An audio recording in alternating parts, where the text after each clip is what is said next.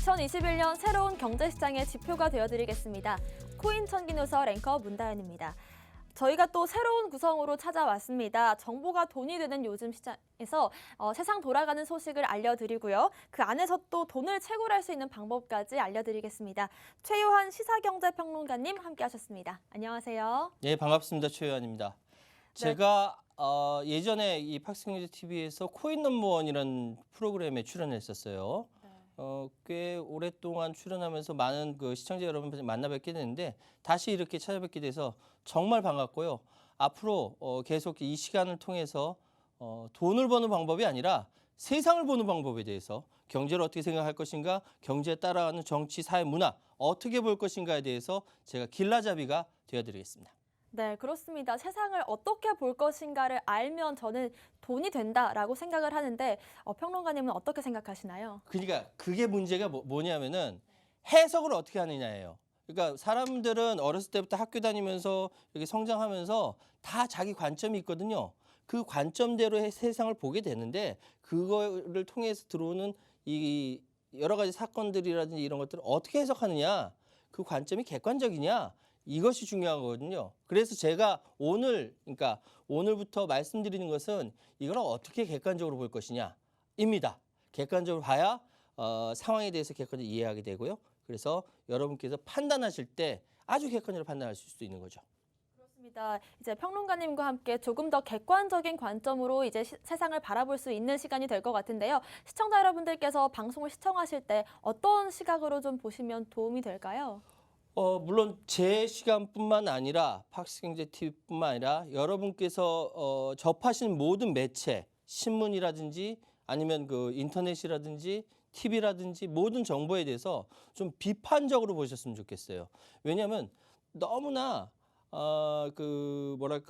이 모든 정보에 대해서 다 스펀지처럼 흡수하는 건 좋은데 흡수해서 내 걸로 만들어야 되거든요. 내 걸로 만들기 위해서는 어떤 식으로 해야 되면 이걸 비판적으로 바라봐야 돼요. 무조건 자기 몸에 맞는 영양소를 흡수하는데 무조건 다 받아들인다가 좋은 게 아니거든요. 그러니까 제가 드리는 말씀까지 비판적으로 맞는 것인가 아닌가 해서 아주 냉철하게 판단을 하셔야 된다고 저는 생각합니다. 그렇기 때문에 미디어 교육이 사실 어릴 때부터 중요한데 어른 된 상태니까 어쨌든 비판적으로 바라보시길 권유드립니다.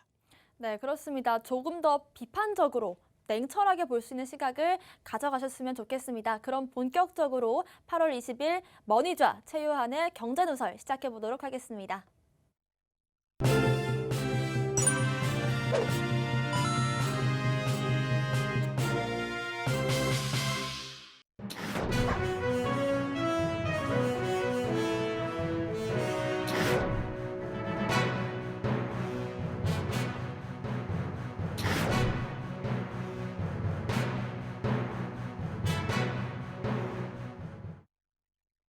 네, 오늘 머니좌 최요한의 경제누설 첫 번째 시간입니다. 오늘 어떤 소식, 어떤 강의 해주실 건가요?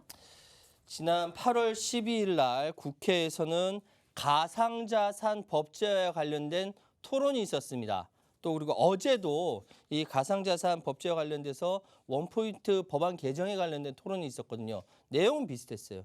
그런데 여러분 아시겠지만 가상자산 또는 이제 말을 뭐 암호화폐로 같이 이야기한다라고 했는데 가상자산을 법제화한다는 것이 어떤 의미인가에 대해서는 여러분께서 많이 생각하셨을 거예요. 그러니까 이거를 공론화시켜서 좀 안전한 시장으로 만들자라는 거지 않습니까? 근데 안전한 시장으로 만들려고 하니까 얘기가 너무 많아.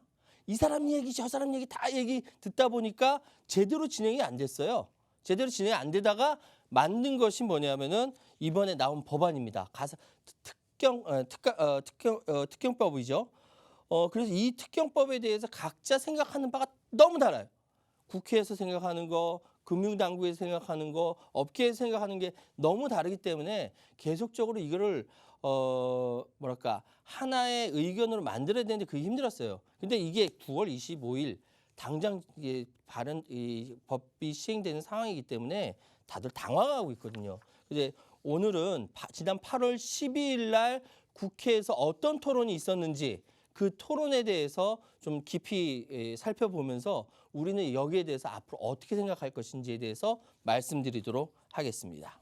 네, 일단 8월 12일에 국회 토론회 메타버스 생중계가 있었습니다. 메타버스로 생중계가 됐다는 게 저는 되게 참신하게 느껴졌는데 이게 코로나와 메타버스의 어떤 진흥된 시스템인지 이런 것도 한번 짚어주시면 좋을 것 같아요. 그러니까 그 사실은 저도 국회 토론회 같은 데 많이 직접 이제 패널로 나가서 이야기하고 참석도 많이 해봤는데 보통은 그 뭐랄까 그 메타버스를 통해서 한 건 이번이 처음이에요.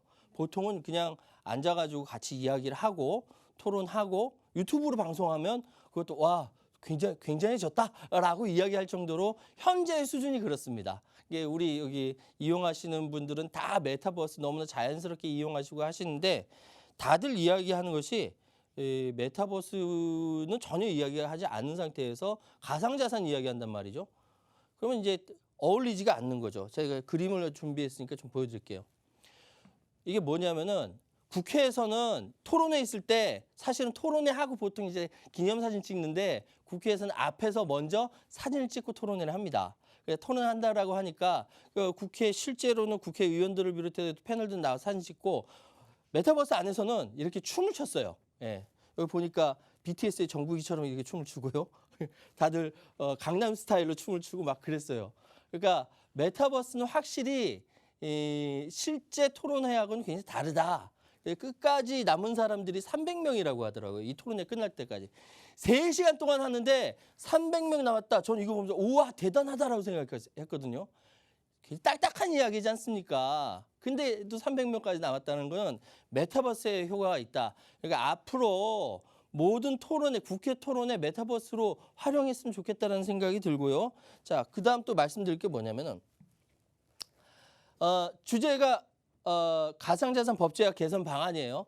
그리고 부제가 국내외 가상자산 자금 세탁 위험 규제 현황 미비점 이렇게 딱딱한 주제로 이야기하게 됐는데 나온 사람들이 주최를 누가 하냐면은 전재수, 이정문, 성일종, 윤창현 의원이 했어요.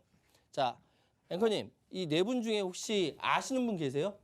뉴스에서 몇 번 뵀던 분들인 것 같은데 이번에 또 주최를 하셨다라고 말씀이 됐네요. 그렇죠. 네. 근데 사실 뉴스를 하시는 분이니까 아는 거지 일반인들은 이름을 들어본 것 같기도 하고 아닌 것 같기도 하고 잘 몰라요.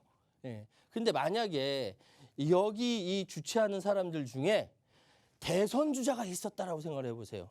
그러면 전혀 달라지거든요. 왜? 대선 주자가 관심을 갖는 것은 공무원들도 국민들도 다 관심을 갖게 됩니다. 어쨌든 이 내용을 가지고 국회에서 계속적으로 토론을 벌였고 경론을 벌였고 여기서 얘기하는 경론은 서로 치고받고 싸웠다는 건 아니고 각자가 생각한 그 가상자산에 관련된 이 법안에 대해서 각자가 세게 주장했다는 거죠. 예. 그 중간에 이제 이게 조금 세다라고 하는 발언도 있을 수 있죠. 그러나 여기에 대해서는 충분히 토론을 많이 했다라고 말씀드리겠습니다. 네, 그럼 토론회에서 어떤 얘기들이 오갔길래 이렇게 말씀을 하시는지 궁금해지는데 그럼 저희가 좀 눈여겨봐야 될 발제자들이 있다면 어떤 분들이 계실까요? 이날 고생 많이 했어요, 이분들. 네. 예. 맨 왼쪽에 계신 분은 정지열 한국자금세탁방지 전문가 협회장님이시고요. 가운데 계신 분은 정상호 델리오 대표 이사님이시고 맨 오른쪽에 계신 분이 조원희 법무법인 디라이트 대표 변호사입니다.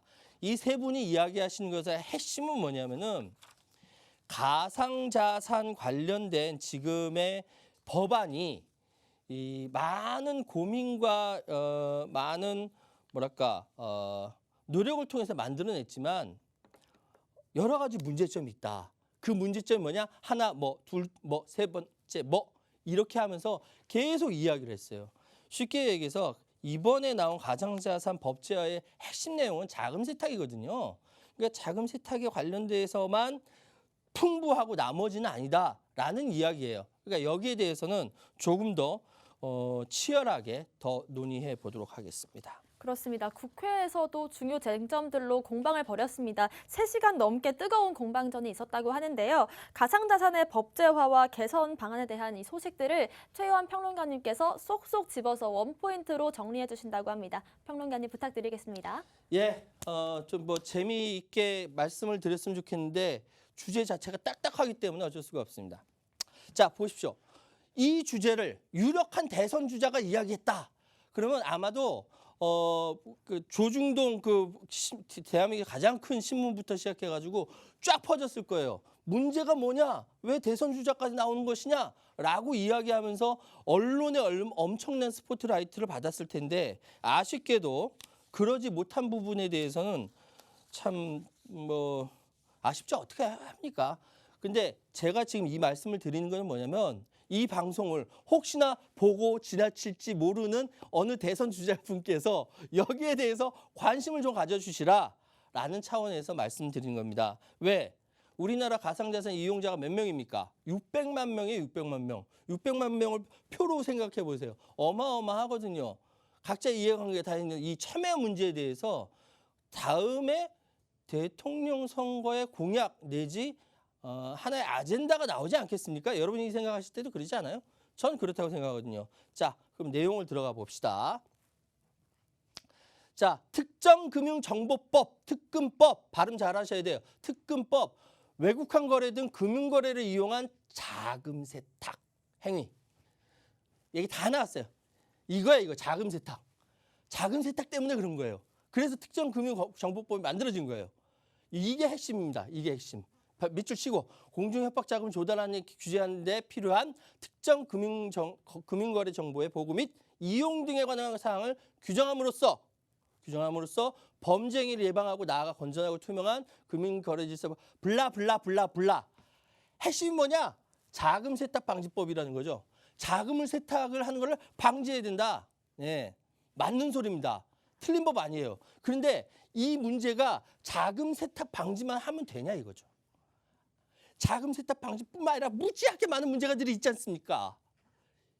특정금융정보법은 그 많은 문제들을 포괄해야 돼요. 그런데 지금 현재는 자금 세탁 방지에 올인하고 있어요. 그래서 현실에 맞게 개정하라가 12일 날에 이 많은 사람들의 주장입니다. 전 틀렸다고 생각하지 않아요. 예, 맞는 소리고요. 어쨌든 특금법은 이렇다라는 거 여러분께서 알고 계셔야 됩니다. 그럼 일단 그 정상화 대표가 얘기했던 부분, 커스터디와 지갑 사업자의 법제화 방향, 정상화 델리오 이사가 얘기했죠. 그러니까 커스터디가 뭐냐면 이 그 가상자산 대신 이렇게 보관해서 보관하는 사업, 보관해서 뭐 송금하고 이런 그런 것들을 이야기합니다. 이 사업이 중요한 것이 뭐냐면은 커스터디는 거래소가 아니잖아요. 지갑이죠, 지갑. 지갑을 대신 보관해 주는 거예요. 그러면 이 거래소 말고도 다른 여러 가지 사업의 그 중에 하나가 커스터디예요. 그러면은 이런 사업자들이 특금법에 적용을 받느냐, 자금 세탁에 적용을 받느냐, 적용을 받는 데도 있고 적용을 받는 부분도 있고 그렇지 않은 부분도 있죠. 나머지 거래소 말고도 이 사업 자체는 산업화라든지 미래 먹거리라든지 마이크로 화폐 시대에 대처한다든지 여러 가지 가능성이 큰 사업이다. 그런데 특금법에 때로는 뭐랄까 이렇게 적용을 받을 수도 있고 그렇지 않은 부분도 있다. 근데 온통 특금법 자금 세탁에만 매달리면 우리 못 산다예요. 이분이 목소리가 조금 이렇게 강하게 이야기를 하셨어요. 이해합니다. 여기 커스터디 사업 볼까요? 자, 성과들을 보면요. 코인베이스 나스닥 상장 100조 이해하시죠? 블록파이 시리즈, D 시리즈 뭐 가상자산 담보대출이라든지 쭉쭉쭉 해가지고 여러 가지 가상자산에 대한 성과는 2분기 가상자산 스타트업 투자 유치가 5조 6천억씩이나 될 정도로 대단히 성과가 많다라고 이야기합니다. 그리고 비거래소 분야 특금법이 정한 가상자산 사업자의 정보 보호 관리 체제 인증 요건이 제대로 검토돼야 한다. 정보보호관리체제라는 것이 이 사업자가 제대로 정보를 이렇게 제대로 사업을 굴릴 수 있는지 안전한 정보를 시스템을 갖고 있는지 그거 확인한다라는 거죠. 인증을 받아야 된다는 거거든요. 그런데 예를 들어서 거래소 말고 비거래소 분야에서 굳이 이 인증 받는데 한참 시간 걸리는 것뿐만 아니라 불필요한 부분도 많다. 이걸 꼭 하나의 딱 틀거리 안에 넣을 필요가 있느냐. 이렇게 얘기가 되는 이유가 뭐냐면은 가장 근본적인 이유가 가상자산은 범죄의 도구다라는 예전의 인식에서 한치도 벗어나지 못했다라는 답답한 현실을 고발했습니다. 짝짝짝 맞는 소리예요. 인식을 바꿔야 돼요. 4차 산업혁명이 막 노래하고 있는데 지금 가상자산이 범죄의 도구라고 인식하고 있는 몇몇 사람들의 헤게모니 갖고 있는 그걸로 법을 만들면 안 되는 거죠. 바꿔야죠. 당연하죠. 예. 하나의 산업으로 인식을 해야 합니다. 진짜로. 지금 가상자산에 대한 이 규제하고자 하는 이 법안은 어떻게 나가야 되냐면은 속도와 범위와 이 균형 이 세 가지 범주 안에 제도화가 돼야 된다라고 이야기했습니다. 그 정 대표가 굉장히 균형감 있게 얘기했어요. 속도, 범위, 균형에 맞춰서 제도화해야 된다. 점잖게 표현했어요. 저는 화가 나서 막 달렸을 텐데 점잖게 표현했습니다. 그 다음 봅시다. 예, 가상자산 사업 신고를 준비하면서 본 특근법의 문제점과 제안. 그래서 조원희 대표 변호사가 이야기했습니다. 이분은 변호사예요, 변호사. 가상자산 사업자들이 이 변호사와 함께 신고하고 등록하려고 굉장히 많이 노력을 했는데 너무 문제점이 많으니까 이분이 화가 났어요. 그래서 오늘 나와서 이야기합니다. 가상자산 사업자 신고 의무, 까다로운 기준, ISMS, 정보관리 체계 인증, 실효성 의문, 이게 다 던집니다. 모든 가상자산 사업자가 정보보호관리 체계 인증을 받아야 하느냐? 이건 모르겠다. 전혀 쓸데없는 사람도 받으라고 하니까 내가 그렇게 해도 되나? 자, 가상자산 사업자는 기본 항목 239개에서 가상사업자에게 부과되는 56개 더해서 총 290개 항목을 심사. 말이 290개 항목이죠. 이걸 서류로 쌓으면 얼마나 되겠습니까? 어마어마하겠죠. 와, 4차 산업혁명, 가상자산, 메타버스, 블록체인 이 얘기하고 있는데 지금 서류 검사하고 있습니다. 게다가 보통 6개월에서 9개월 정도 걸린다고 설명하지만 보통 이거는 1년 정도 걸리는 이제 업체에서 이야기하는 거고 더 걸린다는 거지. 이게 힘들다라는 것이죠. 허가 안 해주겠다라는 것과 마찬가지다라는 것이죠. 제가 조금 세게 얘기했어요. 죄송해요. 예. 성급히 진행된 특근법 시행이라고 이야기합니다. 맞아요. 성급히 진행됐어요. 뭔가 보여줘야 되지 않습니까? 가상자산으로 난리가 났다. 뭐 어디서 뭐 몇 조 원 사고가 났다. 뭐 누가 울고 있다. 막 이런 뉴스 막 쏟아졌는데 제도권 뭐 하냐라고 하니까 법 만들어야지. 그래서 특근법을 시행합니다. 그런데 이게 성급하게 시행되다 보니까 이게 문제가 많아요. 법이 나오기 전에 관련자들 의견을 듣고 청취하는 과정 자체가 성급하게 여기서 성급하게라는 게 뭐냐면 자 모십시오 공청회 합시다 해서 한 번 치는 거야. 예, 공청회 했죠? 우린 공청회 한 거예요. 넘어가요. 그 내용이 중요한 게 아니야. 이렇게 특근법이 진행됐다라는 거예요.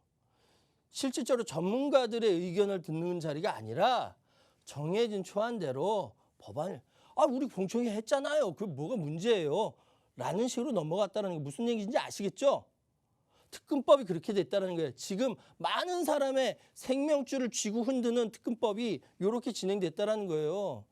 관련자들 뿔 안 나겠냐고요. 저는 이렇게 세게 얘기해도 됩니다. 왜? 전 소속된 데가 없거든. 근데 가상자산 이 사람들은 다 은행이랑 관계 있고 금융이랑 관계 있고 막 하니까 이분들은 세게 얘기 못 해요. 근데 저는 소속된 데가 없기 때문에 예, 방송만 할 뿐이지 전 세게 얘기할 수 있어요. 저는 조금 좀 크게 이야기하는 겁니다. 가상자산 사업자에 대한 이해가 부족해서 규제가 결국 거래소 위주 정책으로 쏠렸다. 거래소 말고도 비거래소 엄청나게 많은데 커스터디 아까 얘기했던 것처럼 정작 가상자산 시장에서 발생하는 피해는 사기, 다단계, 유사수신, 불투명한 상장 과정, 시세 조작에서 이루어지는데 여기에 관련된 법이 따로 있다. 얼마든지 할 수 있다. 그런데 법이 있음에도 피해 사례가 나타나는 이유는 이게 답이에요. 문제를 책임지고 해결할 주체가 여기서 부족하다고 표현했는데 전 폭탄 돌리기 그냥 팍 주체가 부족한 게 아니라 주체를 안 맡으려고 하는 거지. 화 안 낼게요. 예, 우리 피디님이 화내지 말라고 했거든요. 토론을 보면서 메타버스에서 막 되게 메타버스 안에 되게 예쁘잖아요. 사람들이 이 뭐랄까 캐릭터들이. 근데 이 캐릭터들은 화를 낼 줄 몰라. 제가 뛰어들어갔으면 막 난장판을 폈을 텐데 진짜. 주체가 부족한 게 아니라 주체가 없었어요. 주체를 맡지 않으려고 한다고. 왜? 그 바가지를 내가 왜 뒤집었어? 라고 하는 사람들이 많았겠죠? 흥분하지 마라. 예. 자, 관련 법률 검토나 개정이 필요합니다. 잘못됐으면 필요하겠죠? 바꿔야죠. 가상자산 새로운 규제 패러다임을 위해 자본시장법이나 특근법 등을 기존 법률 검토하고 개정해야 합니다. 가상자산의 개념을 정립을 해야 돼요. 가상자산은 뭔지도 모르는 담당자들이 너무 많아요. 그래서 이건 두 가지. 하나는 규제, 하나는 육성. 규제는 개별 법률 목적이나 취지에 맞도록 가상자산을 구분하고 규제의 구조를 정비한다. 그리고 육성은 기존 규제 테두리 내에서 가능한 사업은 가이드라인을 마련하거나 가상자산 특성에 맞는 절차를 신설한다. 이 두 가지가 규제와 육성이 같이 가자. 그래야 가상자산 시장이 커진다. 대한민국 경제가 튼튼해진다. 응? 웨이트 앤 씨. 누구 관점? 누가 웨이트? 자, 좀 기다려봐. 좀 보자. 이게 금융당국 관점, 금융당국 관점은 좀 보자. 좀 기다려봐. 예요. 지금까지 그래왔어. 누구라고 얘기 안 해도 여러분 아실 거예요. 에서 벗어나 규제, 육성 함께 하자. 왜냐하면은 규제한다라는 것은 시장을 안정화시킨다는 거예요. 안정. 규제 안 하면 어떻게 됐어요? 총 먼저 뽑아서 쏘는 놈이 이기는 거잖아요. 서부 그런 무법 시대로 가는 거예요. 그게 아니라 규제해서 안정화시키고 키우자 이거예요. 그래서 별도의 법이 필요하고 특근법과 산업법이 상호 보완돼서 문제점을 규제하고 투자자를 보호하며 투자자 보호 안 했잖아. 보호해야지. 그러면서 육성책이 함께 추진되어야 한다. 이 사람 막 이렇게만 안 했지 한 거나 마찬가지야. 메타버스 안에서 멋있잖아요. 아휴, 예. 자, 정지열 한국 차우세 가상자산 사업자를 위한 트래블룰 준수와 트래블룰 준수 이것부터 설명해 드려야겠다. 이게 뭐냐면 이 역시 자금 세탁 방지를 위한 거예요. 이분이 세계 아시아권에서는 최초로 이 트래블룰 룰 관련돼서 논문도 내시고요. 박사님이에요. 논문 보니까 굉장히 잘 하셨더라고. 가상자산 사업자들이 코인을 이전할 때 이거 핵심 보내는 사람, 받는 사람 우리가 편지를 써도 왜 보내는 사람 누구, 받는 사람 누구 이렇게 하잖아요. 그래야 되잖아요. 가상자산은 그러지 않을 수가 있기 때문에 보내는 사람과 받는 사람의 정보를 정확하게 파악을 해서 국제 자금 세탁 방지 기구의 규정이에요. 그렇게 하자. 예? 그래야 자금 세탁이 되지 않는다라는 거죠. 그러기 위해선 여러 가지 개인정보 관리 체계 인증이나 실명 계정 등 여러 이슈를 해야 되는 거죠. 맞아요. 근데 이게 내년 3월이에요. 3월 25일이에요. 아직 시간 좀 있어. 여유가 좀 있어. 급한 것부터 우리 먼저 해결해야 되지 않습니까? 그런데 농협은행이 빗성과 코인원에게 가상자산 입출금 중단을 요구한 것은 시기도 적절치 않고 방법도 너무 거칠었다. 지금 9월 25일까지 다 인증하기 위해서 등록하기 위해서 20개의 거래소에서 난리가 났고 나머지 비거래소 가상자산 사업자들이 난리가 난 상태에서 농협은행이 빗성과 코인원에게 트래블론 관련돼 가지고 일단 중지를 외쳤어요. 그러니까 여기서 표현하기는 시기도 적절치 않았고 방법도 너무 거칠었다라고 이야기한 거죠. 굉장히 점잖게 이야기했습니다. 점잖게. 예, 자기들은 앉아가지고 그냥 고객들 예금이나 잘 받으면 되니까 좀 바쁘고 힘들 때는 좀 힘 좀 나누고 좀 아직도 가불로 진행합니까? 자, 마지막 봅시다. 내년 3월까지 트래블러 시스템 도입하면 돼요. 아직 시간적 여유 좀 있어요. 트래블러 이거 관련돼 가지고 돈 보내는 거 있잖아요. 이런 방식이 다 구비가 되어 있어요. 차근차근 진행하면 돼요. 예? 4가지 방식의 트래블러 구축 방안이 있고 다양하게 국제적으로도 노력하면 돼. 이건 그렇게 급한 게 아니야. 그런데 지금 아이템 튀어나왔으니까 해야 되는 거지. 6개월 그래서 블록체인 협회 노력해서 적용할 수 있도록 한다가 지난 8월 12일 토론회의 전체 기조였습니다. 결정적으로 결론을 내자면은 8월 10일에 이 국회에서 있었던 가상자산 관련된 특검법 관련된 토론회에 결론은 뭐냐면 왜 법안이 자금 세탁 거기에 하나만 매몰됐느냐? 왜 거래소를 중심으로 한 거래소에 관련된 것만 나머지 비거래소를 다 죽게 생겼다. 그리고 제발 갑질하지 마라. 금융당국 책임 좀 가져라. 라는 겁니다.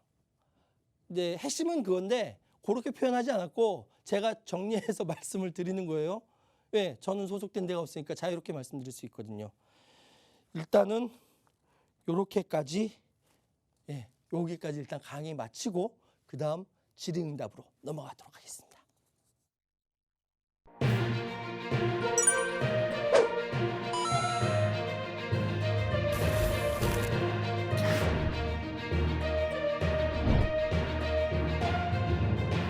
우리 코린이들이 성공 투자를 위한 기초적인 지식을 정보 제공하도록 하겠습니다.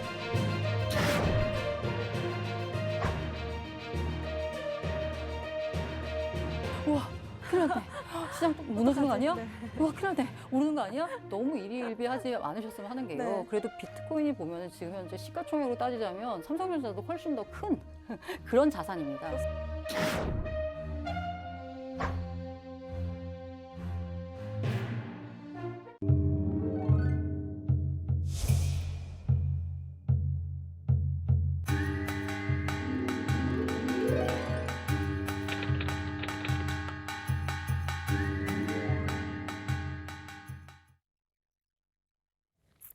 네, 코인 청기누설 매주 월요일부터 금요일까지 오전 10시 5분 돈이 되는 정보들 꼭 챙겨가시길 바라겠습니다. 오늘 평론가님 말씀 정말 잘 들었습니다. 네. 밑줄까지 쳐가시면서 열정적으로 강의를 해주신 것 같아서 제가 대표해서 감사 인사를 드리도록 하겠습니다.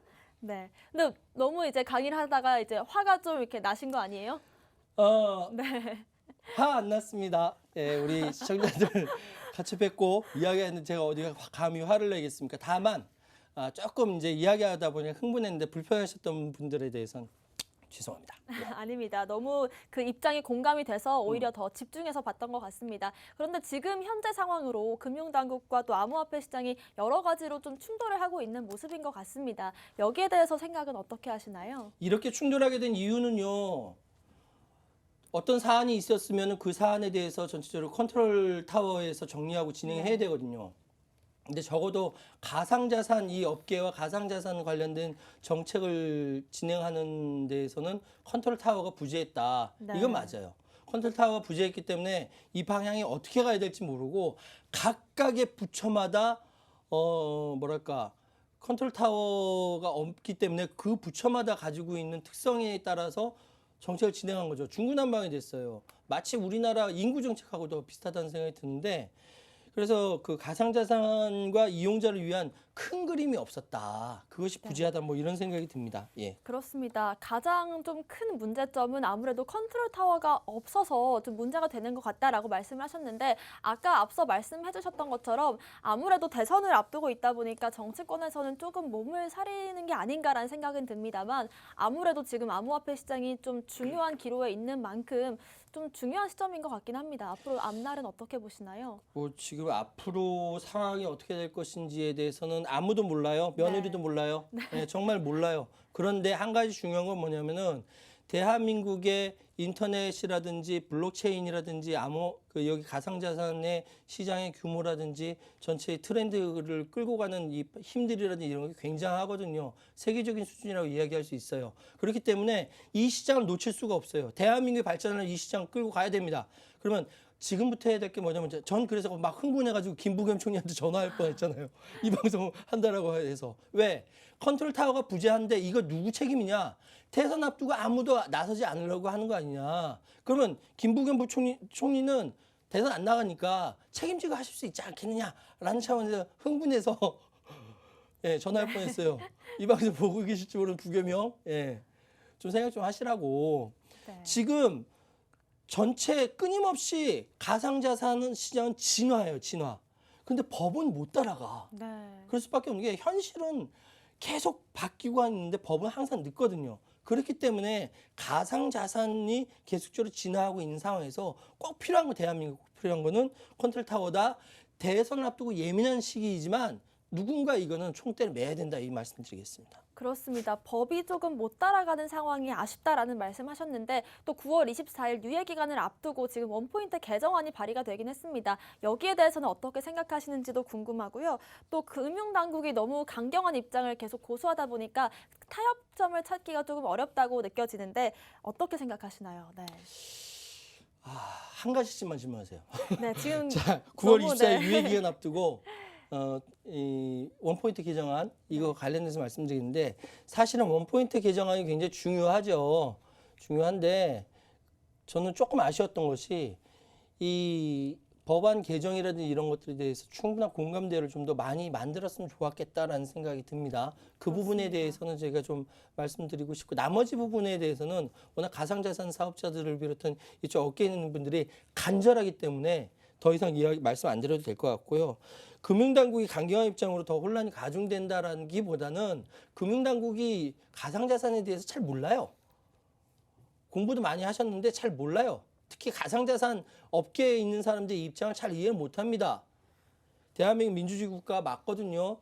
금융당국에 계신 분들이 가상자산 업계에 계신 우리 국민들을 조금 더 이해를 좀 해줬으면 좋겠다라는 간절한 마음이 좀 있습니다. 예. 그렇습니다. 그러면 만약 지금 평론가님께 현재 암호화폐 시장을 겨냥한 개정안이나 발의안을 내달라라고 하시면 어떤 거를 좀 발의를 해보고 싶으세요? 근데 질문을 굉장히 어려운 것만 네. 네.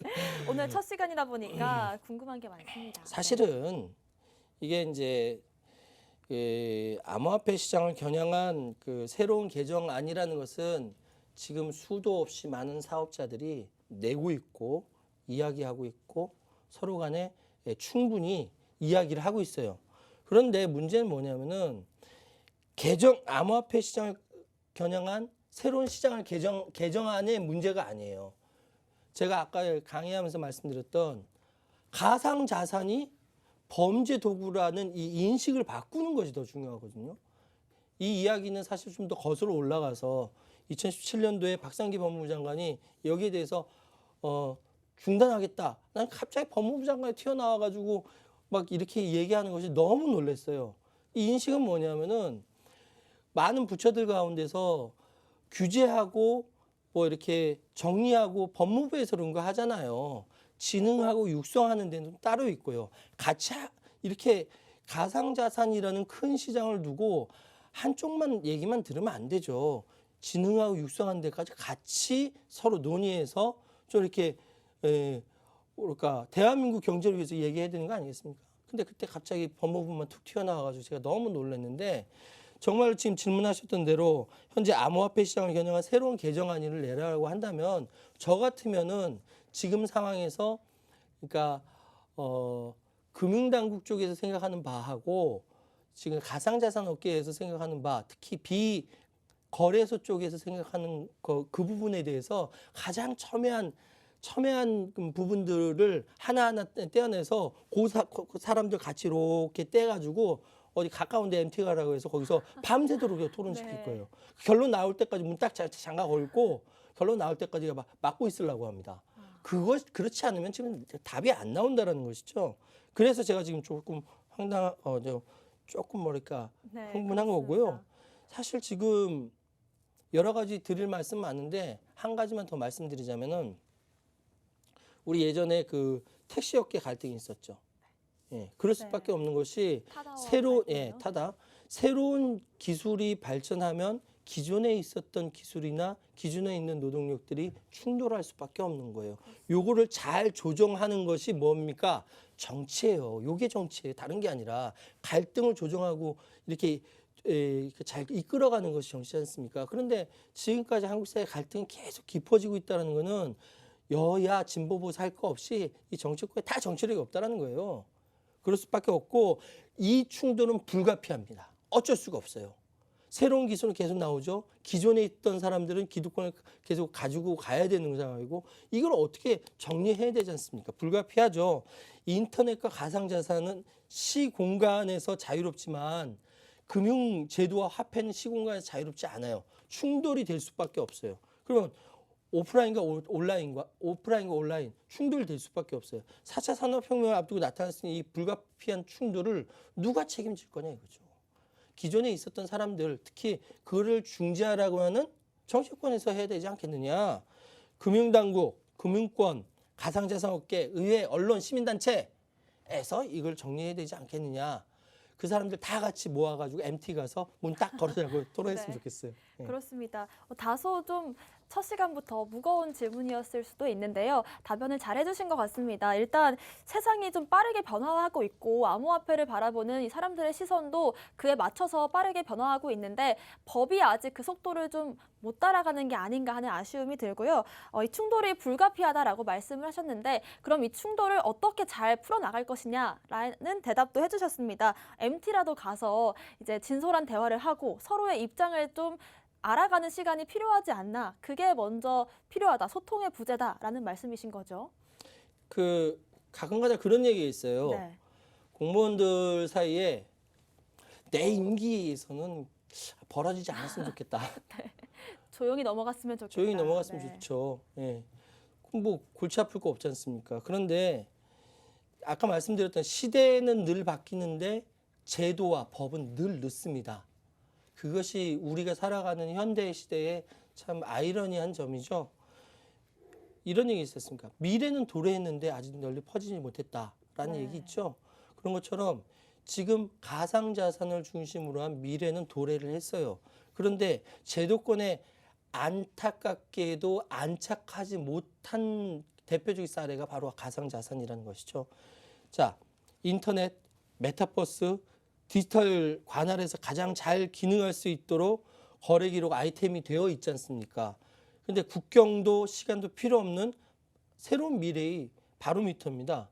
그런데 금융당국은 임기도 있고 관할 구역이 있고 대표적인 오프라인 주부 부처지 않습니까? 그러니까 당연히 이것이 둘이 부딪힐 수밖에 없는 거예요. 회피하려는 성향은 있지 않은지 내 임기에서는 벌어지지 않고 지나갔으면 좋겠다라는 그런 생각들이 있지 않은지에 대해서 좀 좀 지목하고 싶고요. 박상기 법무장관이 그때 반대하고 퇴임했지만 그 영향력은 여전히 남아 있습니다. 건강한 규제마저 늦게 시작하게 됐다라는 거예요. 우리 가상자산 시장에 있는 이 관계자들은 범죄자가 아니에요. 네, 그렇습니다. 예, 범죄의 인식, 범죄 도구로 인식하면 안 되는 것이죠. 어쨌든 이런 생각을 해보게 되었습니다. 그렇습니다. 금융당국에게 직접적으로 좀 당부의 말씀을 전해주신 것 같습니다. 임기 내에 너무 무사히 지나가려는 안일한 태도만 보이지 말고 하루빨리 좀 법과 인식의 개선이 필요하다라는 말씀을 주셨고요. 그렇습니다. 상기의 난이 아직까지도 그 영향을 미치고 있지 않나라는 생각이 드는데요. 그리고 지금 많이 힘들어하고 계실 것 같습니다. 가상자산 업계 분들에게도 한 말씀 해주신다면요? 네. 이거는 이제 모든 이익단체라든지 뭐 다 하는 방식이긴 한데 가상자산 거래소 비거래소 모든 이 관계자분들께 한 가지 제안을 드리자면 대통령 선거가 도래하고 있는 이 시점이 제도 변화의 절호의 기회입니다. 가상자산 입고로 범죄, 이 인식을 바꾸는 것이 가장 중요한데 이것은 이미 방금 말씀드렸던 것처럼 지난 그 여러 가지 사태를 거치면서 가상자산은 나쁜 거, 가상자산은 범죄 도구 뭐 이런 식으로 굳어져 버린 인식들이 있어요. 이거를 바꾸기 위해서 어떻게 해야 되느냐. 지금 이 가상자산 관련된 분들께서 서로 협의하고 힘을 합치셔서 대선 주자들이 각 당의 대선 주자들이 다음 대통령 선거에서 어떤 공약을 할 것인지에 대해서 압력을 넣는 압력단체로 활동을 하시길 바랍니다. 왜냐하면은 이 부분이 이렇게라도 밀고 나가지 않으면은 벌어질 이 상황을 이렇게 마무리 짓거나 확실하게 끝낼 수가 없기 때문에 그렇습니다. 그리고 마지막으로 이 가상자산에 관련된 금융당국이라든지 관련 업계에 계신 분들에게 마지막 부탁을 드리자면은 네. 책임을 지고 이것이 국무총리가 되든 과기부 장관이 되든 누군가는 책임을 지고 폭탄 돌리기를 멈춰주셨으면 좋겠어요. 간절하게 말씀드리고요. 금융당국 지금까지 미적지근한 태도에 대해서 좀 반성하셨으면 좋겠고 차기 주자들은 여기에 대해서 확실한 비전을 보여주셨으면 좋겠습니다. 네, 마지막 당부의 말씀까지 해주셨는데요. 오늘 머니좌 최요한의 경제누설 첫 시간 함께 해봤습니다. 어떠셨나요? 아이고, 제가 첫 시간부터 너무 달려가지고 네. 우리 시청자 여러분 너무 당황하지는 않으셨는지 좀 걱정이 됩니다. 그런데 그런 생각이 들어요. 모든 세계 제가 맨 처음 말씀드렸던 것처럼 우리는 어렸을 때부터 성장할 때 각자의 관점, 각자의 세계관을 가지고 세상을 살아나가지 않습니까? 근데 우리한테는 끊임없이 정보가 들어와요. 이 정보를 어떻게 해석하느냐, 어떻게 객관적으로 해석하고 그것이 나한테 경제적으로 도움이 되는지, 뭐 어떤 식으로 도움이 되는지 받아들이는 거. 이것이 굉장히 중요함에도 불구하고 불행하게도 우리는 어렸을 때 미디어 교육을 제대로 받지 못했어요. 네. 그래서 미디어의 문제가 크다라는 이야기가 지금 이야기가 나오고 있는 겁니다. 그래서 저는 이 방송을 보시는 우리 그 시청자 여러분들도 그렇고 자녀분들께도 함께 모든 상황에 대해서 비판적으로 바라보고 비판적으로 해석하시기를 권유드립니다. 예. 네, 그렇습니다. 저도 같은 생각인데요. 같은 사건과 기사를 보더라도 어떻게 해석하느냐가 굉장히 천차만별인 것 같습니다. 그 부분에 대해서 좀 도움을 주신다고 하고요. 앞으로 이 프로그램을 어떻게 만들어가겠다 이런 계획도 들어볼 수 있을까요? 저는 그 구체적으로 코인 얘기는 별로 하지 않을 거고요. 그 대신 뭐냐면은 지금 벌어지고 있는 세계에 대해서 해석을 할 수 있는 툴을 드릴 거예요. 그래서 그 예를 들어서 경제를 어떻게 트렌드가 어떻게 되고 문화 트렌드는 어떻게 되고 사회 트렌드는 어떻게 될 것인지에 대해서 명확하게 말씀드리면서 그 툴을 통해서 여러분께서 이렇게 하나하나 이렇게 그 길을 잡아갈 수 있도록 옆에서 도와드리는 역할을 할 겁니다. 그런 차원에서 한 가지 광고를 하자면은 다음 시간에는 우리나라에서 벌어지고 있는 여러 가지 상황보다는 인근한 네. 일본에서 올림픽이 있었잖아요. 그 올림픽의 좋습니다. 영향이라든지 거기에 대한 한국과의 비교라든지 이런 것들부터 해드리도록 하겠습니다. 알겠습니다. 앞으로 또 경제 전반 트렌드를 읽는 눈을 길러주신다고 하니까요. 기대 많이 해주셔도 좋을 것 같습니다. 오늘 저희가 준비한 내용 여기까지고요. 또 본 방송에서 제공하는 정보는 투자 판단의 참고 자료일 뿐 특정 자산 가치의 상승과 하락을 보장하지 않는다는 점 유의하시길 바라겠습니다. 시청해주신 여러분 고맙습니다.